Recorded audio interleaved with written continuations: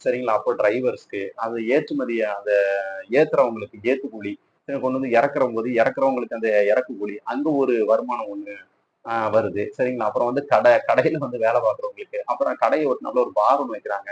அப்புறம் பார்ல பார்த்தீங்கன்னா, அதுல ஸ்நாக்ஸ் ஐட்டம்ஸ் நெறைய ரெடி பண்றாங்க. அப்ப அங்க ஒரு வருமானம் ஒண்ணு வருது.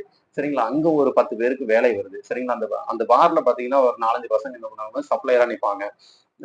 கொஞ்சம் வயசு பசங்களோ, பெரியவங்களோ சப்ளையர் நிப்பாங்க. அப்ப அவங்களுக்கு ஃபேமிலி இருக்குது. அவங்களுடைய வருமானம் அவங்களுக்கு வருமானம் வருது. ஸோ அவங்களுக்கும் ஒரு வாழ்வாதாரம் போயிட்டு இருக்குது. சரிங்களா? இப்படி பார்த்தீங்கன்னா, இந்த டாஸ்மாக்ன்னு நம்ம சொல்லிட்டு ரூ. 19 சொல்லிடுறோம். டாஸ்மாக்கு, குடிகாரன், அப்படின்னு ரூ. 19 சொல்லிடுறோம்.